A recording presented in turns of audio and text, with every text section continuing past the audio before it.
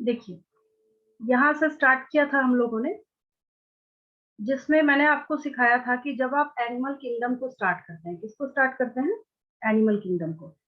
तो उसमें खासियत क्या है कि यहाँ पे इस पूरे बायोस्फीयर में हाइड्रोस्फीयर हम देखें या एटमॉस्फेयर देखें, लिथोस्फीयर देखें, सब में सर्वाइव करने वाले जितने भी ऑर्गेनिजम्स हैं, सबके बारे में हमें पढ़ाई करनी होती है। ठीक है, जैसे यहाँ पे हो गया हाइड्रोस्फीयर, एटमॉस्फेयर, लिथोस्फीयर। हाइड्रोस्फीयर मतलब वाटर में सर्वाइव करने वाली। एटमॉस्फेयर जैसे ट्री वगैरह के ऊपर बर्ड्स वगैरह रहती है, जिसको हम लोग आर्बोरियल बोलते हैं। लिथोस्फीयर मतलब सॉइल में सर्वाइव करने वाली। ठीक है, इन सारे ऑर्गेनिजम्स को हम देखते हैं यहाँ पे। अब इसमें क्या है, लेवल ऑफ ऑर्गेनाइजेशन या बॉडी सिमेट्री, ये सब क्या है, क्राइटेरिया है। क्योंकि हम एनिमल किंगडम पढ़ रहे हैं, तो ऑब्वियस सी बात है कि हमें क्या सीखना है यहाँ पे, हमें यहाँ पे सीखना है टेक्सोनोमी। नया वर्ड है आपके लिए, साथ के साथ नोट भी कर सकते हैं नोटबुक में। पहला वर्ड है यहाँ पे, मैंने आपको प्रीवियस बायोलॉजिकल क्लासिफिकेशन में भी सिखाया था, वर्ड है टेक्सोनोमी। वर्ड क्या है यहाँ पे? Taxonomy. Taxonomy is the, ma'am जो पहले आप बताई थी वो मतलब वो लिखना है कि नहीं मैम? हाँ ले जो लीजिएगा पहले स्क्रीनशॉट इसका, ये लीजिए। हाँ, इसका यस मैम। स्क्रीनशॉट ले लेंगे, बचपन से पढ़ा हुआ ये ज्योग्राफी में भी था। बस आपको मैंने एक इंट्रोडक्शन के तौर पे बताया है। ठीक है, इसका स्क्रीनशॉट ले लेंगे, हो जाएगा। ठीक है, चलिए ओके आगे बढ़ते हैं। अब यहाँ से नोट मैम। कर लीजिए, ज्यादा नहीं लिख पाऊंगी, थोड़ा थोड़ा, क्योंकि मुझे वैसे भी क्राइटेरिया बताना है। Taxonomy is the study of classification, study of classification.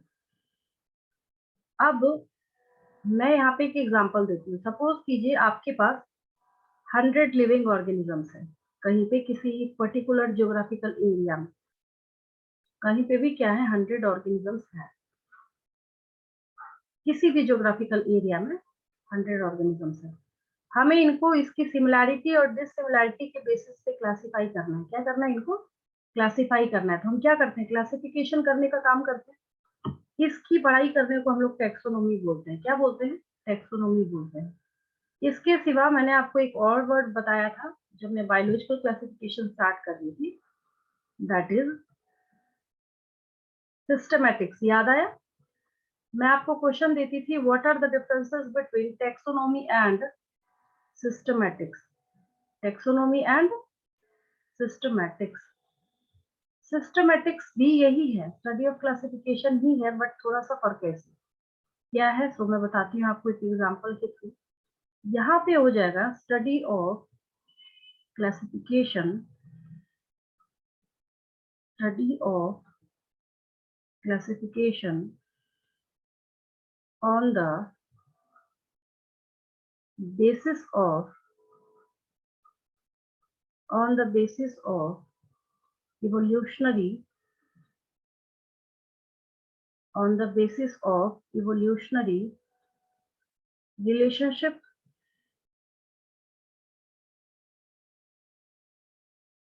evolutionary relationship between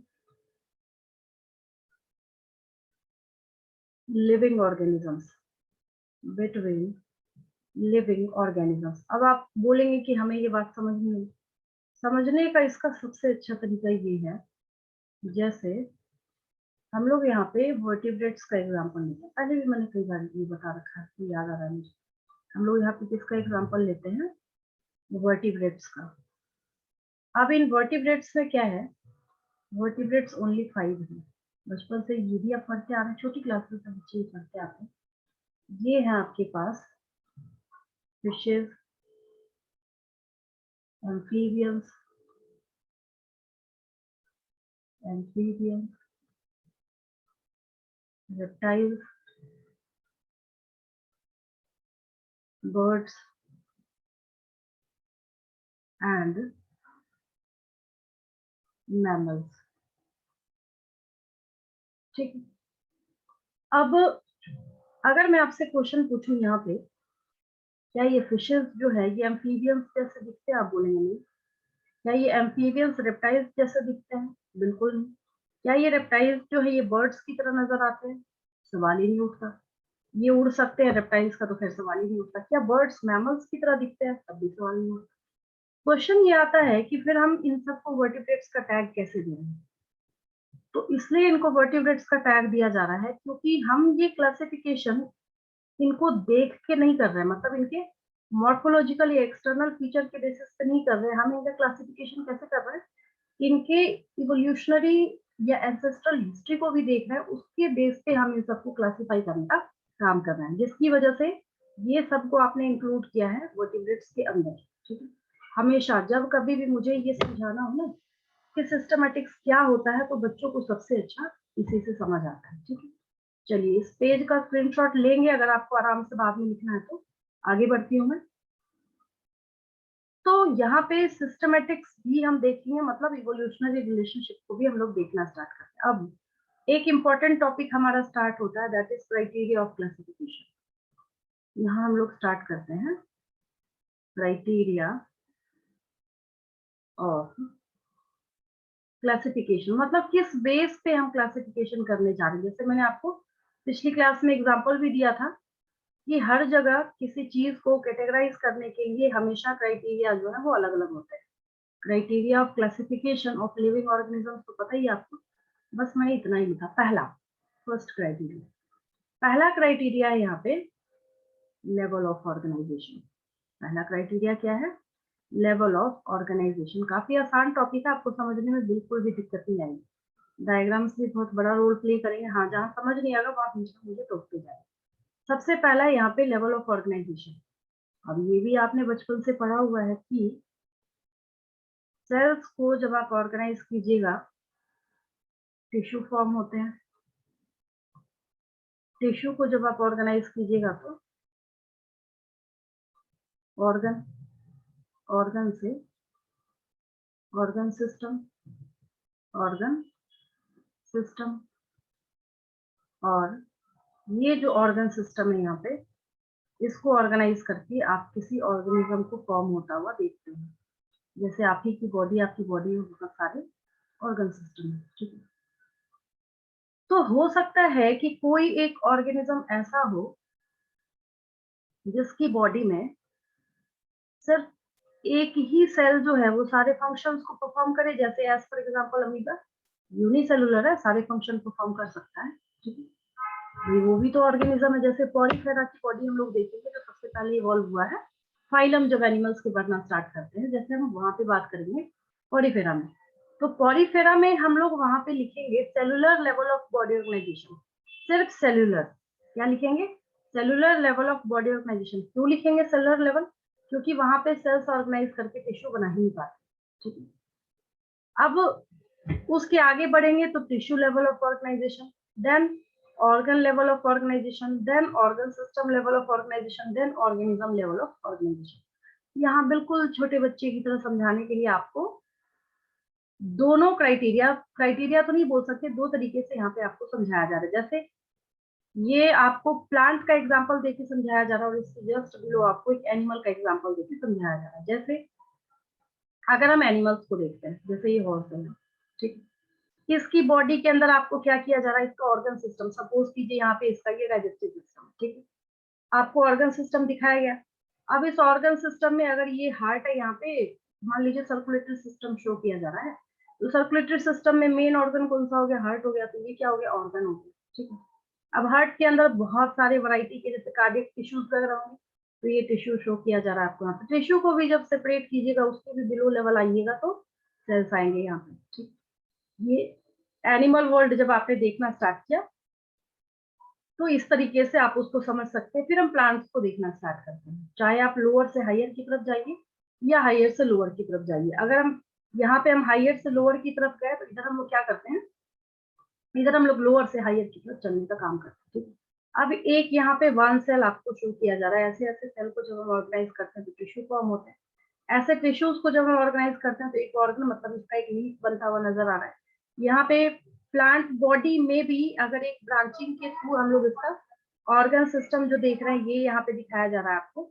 और ये ऑर्गन सिस्टम को यहाँ पे ऑर्गेनाइज करके आप क्या बना रहे हैं, एक ऑर्गेनिज्म, मतलब एक प्लांट बन गया, दैट इज वन ऑर्गेनिज्म। ठीक है, ये आपको बनता हुआ यहाँ पे नजर आ रहा है। ठीक है, तो ये पहला क्राइटेरिया है, that is level of organisation. इसको समझने में कोई दिक्कत किसी को, लेवल ऑफ ऑर्गेनाइजेशन क्लियर है बिल्कुल, ठीक है। तो पहला फर्स्ट क्राइटेरिया यहाँ पे लेवल ऑफ ऑर्गेनाइजेशन, इसका भी स्क्रीनशॉट लेंगे।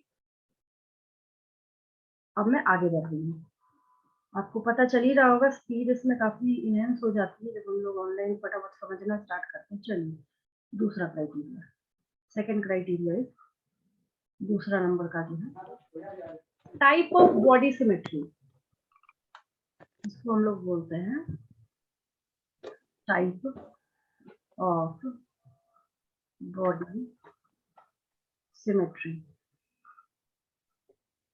टाइप ऑफ बॉडी सिमेट्री, अब इसको देखिए, ये भी इजी है, इसको कनेडा फर्क में समझा देते हैं, इससे भी आ जाएगा समझ। देखिए एक्चुअली ये यहाँ पे बना हुआ जो है ये पॉलीफेरा को ही दिखाया जा रहा है, ठीक है। आपको मैं दिखाऊंगी, शो करूंगी पॉलीफेरा जैसे मैं भी शो करती थी। ये क्या है, पॉलीफेरा का बॉडी प्लान बना हुआ है, और भी देख लीजिए, मैं आपको शो करती हूँ। पॉलीफेरा के रिगार्डिंग नीट में क्वेश्चन पूछा जाता है कि which of the following phylum includes plant like animals. ये क्या पूछा जाता है, इंक्लूड्स प्लांट लाइक एनिमल्स। मैं हटा दूंगी, पहले वो समझाने के लिए यहाँ पे लगा एक चीज देखिए। अब ये है आपके पास, ठीक है, ये किसी एंगल से एनिमल दिख रहा है आपको क्या? आप बोलेंगे नहीं हमें तो ये दिख ही नहीं रहा किसी भी एंगल से कि ये कोई एनिमल है, प्लांट जैसा ही दिख रहा है, तो इसको हम लोग प्लांट लाइक एनिमल्स बोलते हैं। अब एक और मेरे क्वेश्चन का आंसर दीजिए, हम अगर कितनी भी लाख कोशिश कर ले और हम बोले कि हम इसको ऐसे करके 2 हाफ में डिवाइड कर सकते क्या? नेवर। हम ऐसे इसको कर सकते हैं क्या 2 हाफ में? नहीं। ऐसे कर सकते हैं? नहीं कर सकते। ऐसे कर सकते हैं? नहीं कर सकते। तो इसका मतलब कि जब हम इसको किसी भी तरीके से 2 इक्वल हाफ में डिवाइड कर ही नहीं सकते, तो इसके पास कोई सिमेट्री है ही नहीं, है ना। इसके पास कोई सिमेट्री नहीं है, तो इसको हम लोग क्या बोलते हैं? एसिमेट्रिकल बोलते हैं। क्या बोलते हैं? नो सिमेट्री तो एसिमेट्रिकल। इसके लिए हम लोग इसको टर्म क्या देते हैं? कहते हैं हम लोग एसिमेट्रिकल। क्या कहते हैं? एसिमेट्रिकल। ये हो गया, यहाँ पे लिखा नहीं है। No symmetry means asymmetrical. A asymmetrical, symmetrical. कैसा है ये? असिमेट्रिकल, ठीक। अब यहाँ पे ये आपको एक पॉलीफेरा के बाद जो फाइलम आप पढ़ेंगे निडारियम सेफिलन बोलते हैं हम उसको। इसमें क्या है, पहले मैं रेडियल सिमेट्री आपको समझा देती हूँ होता है। मैंने यहाँ पे क्या किया, एक ऐसे बॉडी प्लान का ऑर्गेनिज्म देखा, उसमें हालांकि हम अपर साइड से देख रहे हैं, जैसे भी देखिए कोई एक ऐसा बॉडी प्लान जो है हम लोग देख रहे हैं जिसमें सेंटर से पास करते हुए हम जितने भी प्लेन्स डिवाइड करेंगे, इस ऑर्गेनिज्म को सेंटर से पास होता हुआ बन नहीं रहा है, बट मेरा बोलने का यही मतलब है कि सेंटर से पास होता हुआ हम जितने भी प्लेन्स देखते हैं इस ऑर्गेनिज्म को 2 इक्वल हाफ में डिवाइड होना ही पड़ेगा। तो ये जो है यहाँ पे देखिए इसके प्लेन्स आपको दिखाए जा रहे हैं। इस प्लेन से हम इसको कर सकते हैं 2 इक्वल हाफ में, इस प्लेन से, इस प्लेन से। तो इसको हम लोग क्या बोलते हैं? रेडियल सिमेट्री बोलते हैं। क्या बोलते हैं? लेकिन एक चीज इसमें होना मस्ट है, that is passing from the centre. अब पता चला आप यहाँ से काट के बैठ गए, बोले नहीं हमें तो दिख नहीं रहा यहाँ पे रेडियल सिमेट्री, तो एक चीज वहां पे मस्ट लिखी जाती है, that is passing from the centre. जब आप सेंटर से पास करते हुए एक से ज्यादा प्लेन से किसी ऑर्गेनिज्म को 2 इक्वल हाफ में डिवाइड कर सकते हैं, उसको लोग रेडियल सिमेट्री बोलते हैं, ठीक है। तो ये पहला था असिमेट्रिकल था, इसमें कोई सिमेट्री थी ही नहीं, इसको खत्म कीजिए, ठीक है, जैसे थोड़ी तरह। सेकेंड जो है यहाँ पे दैट इज रेडियल सिमेट्री, उधर से म्यूट करेंगे जिसका भी ऑडियो अनम्यूट रह गया। सेकेंड है radial symmetry, that is Cnidaria, Ctenophora भी आएगा, उसके बाद इकाइनोडर्माटा भी आएगा। आगे आप जैसे जैसे जाएंगे ये अपने आप फिनिशिंग होता जाएगा, आपको कुछ भी नहीं रखना पड़ेगा इसमें, बस ये समझना है, ये आपको सारे फाइलम में लिखना है। देन थर्ड नंबर जो सबसे ज्यादा ऑर्गेनिजम्स में पाया जाता है दैट इज बायलेटरल सिमेट्री। अब आपकी बॉडी है, इसको हम सिर्फ ओनली वन प्लेन से 2 इक्वल हाफ में डिवाइड कर सकते हैं। तो ऐसी सिमेट्री को अब जैसे यहाँ पे एक आपको इंसेक्ट दिख रहा है, इसको एक ही प्लेन से हम 2 इक्वल हाफ में, अब यहाँ से कर सकते हैं क्या? नहीं। इधर से कर सकते हैं? नहीं कर सकते। तो ऐसे सिमेट्री को हम बाइलेटरल सिमेट्री बोलते हैं। क्या बोलते हैं? Bilateral symmetry. तो टाइप ऑफ बॉडी सिमेट्री सिर्फ 3 ही है, वो भी असिमेट्रिकल हम लोग पॉलीफेरा की वजह से पढ़ रहे हैं, ठीक है। तो ये 3 टाइप्स की आपके पास क्या है, सिमेट्री है। स्क्रीनशॉट लेंगे इसका, आराम से नोट्स बनाते रहेंगे। अभी मैं वैसे भी स्पीड से चल रही हूँ ताकि एटलीस्ट सारी क्राइटेरिया जो है इंपॉर्टेंट वो मैं क्लियर करा दूं आपको। इसमें कोई डाउट किसी को टाइप ऑफ सिमेट्री में? क्लियर है? आगे बढ़ूं मैं? No ma'am. चलिए ठीक है, आसान है, डायग्राम से समझना बहुत ज्यादा इजी हो जाता है। चलिए नेक्स्ट क्राइटेरिया हम लोग देख रहे हैं, ये सबसे ज्यादा इम्पोर्टेंट। एक ही सिर्फ one and only one phylum है जिसको स्टार्ट करते के साथ हमेशा हर बैच को मैं यही बताती हूँ, जो स्यूडोसिलोमेट है। स्यूडो मतलब कौन?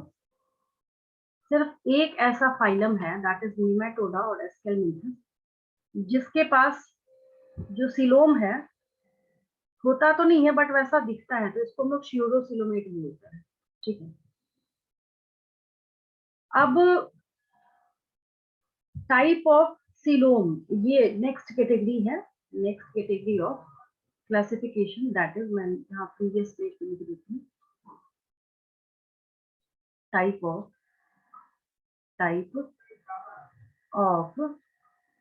सिलोम है। यहाँ पे क्या है? टाइप ऑफ सिलोम है। और ये टाइप ऑफ सिलोम जो है, इसमें 3 कैटेगरीज हैं, 1, 2 एंड 3। फर्स्ट क्या है यहाँ पे?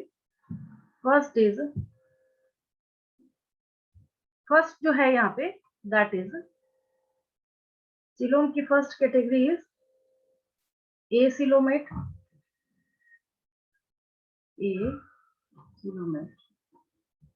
दूसरी कैटेगरी जो है, या इसके बीच में मैं स्यूडोसिलोमेट लिख सकती थी, सिलोमेट। नेक्स्ट कैटेगरी जो है, दैट इज स्यूडो सिलोमेट, ठीक है। देखिए सबसे पहली चीज, ए सिलोमेट में आपको याद रखना है नो बॉडी कैविटी। सिलोम मतलब बॉडी कैविटी है।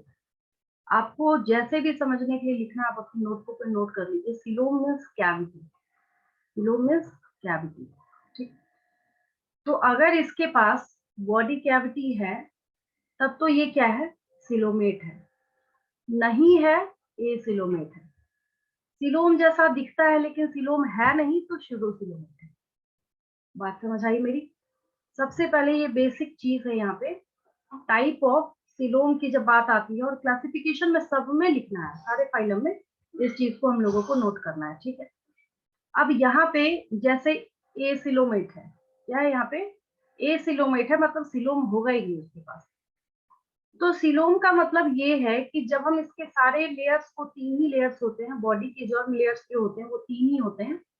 सबसे अंदर वाला जो होता है उसको हम लोग एंडोडर्म बोलते हैं, बीच में जो होता है मेसोडर्म बोलते हैं, और बाहर के साइड जो होता है उसको हम एक्टोडर्म बोलते हैं, ठीक है।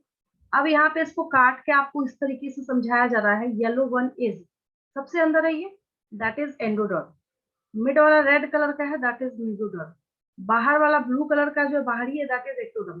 क्या इसके बीच में कहीं पे आपको कोई बॉडी कैविटी नजर आ रही है क्या? नहीं, नहीं दिख रहा। जैसे हमारा स्टमक वगैरह है ना, कैविटी प्रॉपर कंटेन करने वाला, तो ये क्या हो गया? ए सिलोमेट हो गया, ठीक है। प्लेटफॉर्म्स तक हम कहाँ चलेंगे? ए सिलोमेट तक, ठीक। उसके बाद, इसके बाद स्टार्ट होता है हम लोग का स्यूडोसिलोमेट। क्या स्टार्ट होता है? स्यूडो मतलब फॉल्स होता है, स्यूडो मतलब फॉल्स होता है। स्यूडोसिलोमेट को जब हम लोग देखना स्टार्ट करते हैं, ठीक है। यहाँ पे क्या है, अब आपके दिमाग में एक क्वेश्चन आएगा कि इसको हम स्यूडोसिलोमेट बोलते क्यों? ये देखिए, यहाँ पे 3 लेयर के बीच में कहीं कोई गैपिंग नहीं थी ना, यहाँ पे 3 लेयर्स के बीच में क्या है? ऐसे फॉल्स, ये गैप आपको नजर आ रहा है। रेड में रेड पता नहीं चल रहा ना, सपोज कीजिए मैंने ग्रीन ले लिया, ठीक है। ये जो पोर्शन है यहाँ पे आपको खाली जगह नजर आ रहा है ना, तो एक्चुअली दिस इज स्यूडोसिलोम। कैविटी जैसा दिख रहा है बट रियल कैविटी है नहीं, ठीक है।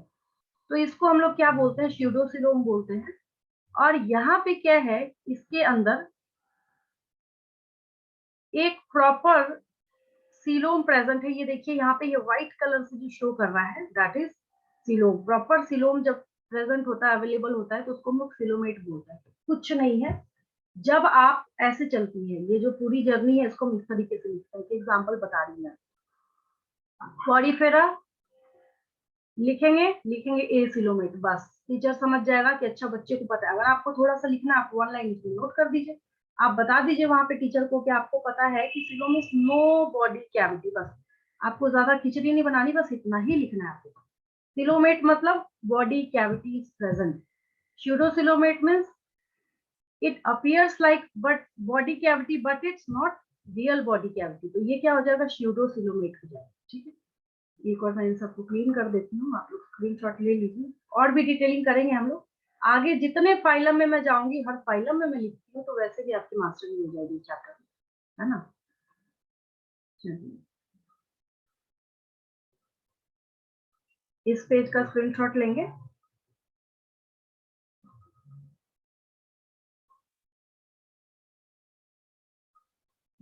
चलिए आगे बढ़ती हूँ। यानी नेक्स्ट लेवल ऑफ, और नेक्स्ट आपने जो क्राइटेरिया है वो क्या सीखा आपने, टाइप ऑफ सिलोम। ये ऐसे पॉइंट है ना जो हर एक फाइलम में आएंगे। एक फाइलम जब मैं आपको बताऊंगी ना लिख के तो कैसे लिखा जाता है, तो उसके बेसिस पे सारे फाइलम फटाफट कंप्लीट होते हैं, फिर टाइम नहीं जाता इस चैप्टर में। अब एक बात जो ईच एंड एवरी फाइलम में आपको लिखना है, जब तक सबसे बेसिक जीरो लेवल से मैं आपको समझाती हूँ। इनकम्प्लीट डाइजेस्टिव सिस्टम का मतलब है ऐसे लिविंग ऑर्गेनिजम्स के अंदर, अगर मान लीजिए ये ऑर्गेनिज्म मैंने बताया पॉलीफेरा का बॉडी प्लान, ऐसे ऑर्गेनिज्म के पास एक ही ओपनिंग है अंदर आने के लिए भी और बाहर जाने के लिए भी। इसके पास इतनी फैसिलिटी नहीं क्रिएट की है गॉड ने कि इसको, जैसे ह्यूमन बीइंग में इंजेक्शन के लिए खाने के लिए ओपनिंग होती है और एक्सक्रीशन को, मतलब एक्सक्रीशन परफॉर्म करने के लिए एनस होता है, माउथ एंड एनस।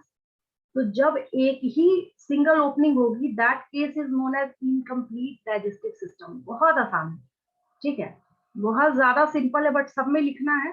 तो one way sac like digestive cavity, बस सिर्फ वन वे होगा इसमें और दूसरी कोई फैसिलिटी नहीं प्रोवाइड की गई इसको, that is incomplete digestive system पहला।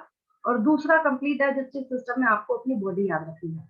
Tube with opening at each and, मतलब जैसे हमारी बॉडी में जो पूरा एलिमेंट्री कैनाल चल रहा है उसमें आप क्या पढ़ते हैं, माउथ टू एनस, वो माउथ से लेके एनस तक जा रहा है, तो उसको हम क्या बोलते हैं, कंप्लीट डाइजेस्टिव सिस्टम। ठीक है, तो ये क्राइटेरिया भी सब में पढ़ेंगे आप, इसका भी स्क्रीनशॉट लेंगे।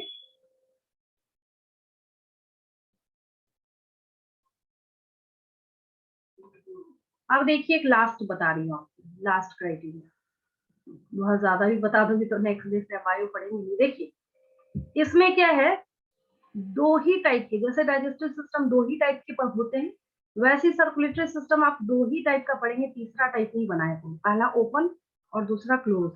ओपन जो है ये थोड़ा, मतलब इसके क्लोज्ड के रिलेटिवली थोड़ा बैकवर्ड माना जाता है, ये उतना इनहेंस नहीं है। यहाँ पे क्या है, बॉडी के अंदर वैसी फैसिलिटी नहीं है, जैसे हमारी बॉडी में क्या हार्ट है तो एक एक यहाँ पे ब्रांचिंग बनी हुई, जैसे इसको देखिए अर्थवर्म का दिखाया जा रहा है यहाँ पे, तो प्रॉपर इसके पास ट्यूब लाइक क्या है, पूरा पैसेज है, किस चीज के लिए, ब्लड को सप्लाई करने के लिए, मतलब प्रॉपर ट्यूब्यूल्स अवेलेबल है इसके पास, क्या करने के लिए, ब्लड को सप्लाई करने के लिए। इसके पास क्या है, नहीं कुछ नहीं है, मतलब पूरी इसकी बॉडी में ईच एंड एवरी ऑर्गन जो है वो, हीमोलिम्फ जो है वही फ्लूड होता है यहाँ पे। हीमोलिम्फ मतलब जो फ्लूड है वो ऐसी खुले तरीके से आ जा रहा है, कोई प्रॉपर इसके पास ट्यूबुलर कैपिलरीज नहीं है, कोई ऐसा ट्यूबलाइक सिस्टम नहीं है कि ये क्या कर सके, मतलब बिल्कुल खुले तरीके से, आराम से, फ्री तरीके से वहां पे जो इसका ब्लड है या फिर जो इसका बॉडी फ्लूइड है वो घूम रहा है, कोई यहाँ पे वैसा डिसिप्लिन नहीं है। ऑक्सीजनेटेड डीऑक्सीजनेटेड ब्लड सबकी मिक्सिंग हो रही है। हमारी बॉडी में क्या है, हमारी बॉडी में क्या है, जब आप हार्ट की पढ़ाई स्टार्ट करते हैं तो प्रॉपर चार चैम्बर आपको देखने को मिलते हैं, ऊपर वाले एट्रियम है दो, नीचे वाले दो वेंट्रिकल है, तो ऑक्सीजनेटेड और डीऑक्सीजनेटेड ब्लड को अलग अलग करने की फैसिलिटी आपकी बॉडी में अवेलेबल है। तो जैसे जैसे हम और फाइलम करना स्टार्ट करेंगे और भी ज्यादा उसकी डिटेलिंग जो है आपको देखते चले जाएंगे। ठीक है, इसका भी स्क्रीनशॉट लेंगे। तो आपने आज की क्लास में ये सारे क्राइटेरिया सीखे हैं, जिसमें से पहला मैंने आपको सिखाया है लेवल ऑफ ऑर्गेनाइजेशन, दूसरा मैंने आपको सिखाया है second one is type of body symmetry. इसके बाद आपने सीखा है, जिन बच्चों का रह गया होगा स्क्रीनशॉट लेते चलेंगे, टाइप ऑफ सिलोम, जिसको इससे समझा आपने और डिटेलिंग होगी इसमें, है ना।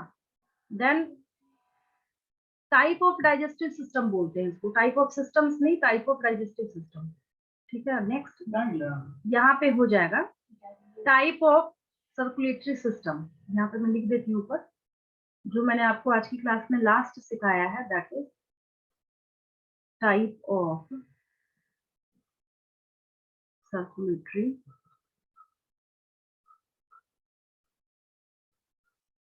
सिस्टम, ठीक है। इसके बाद हम लोग नेक्स्ट क्लास में करते हैं, मुझे नहीं लगता कोई डाउट होगा, किसी बच्चे को अगर है तो पूछ लीजिए। क्लियर है सबको? किसी कोई डाउट?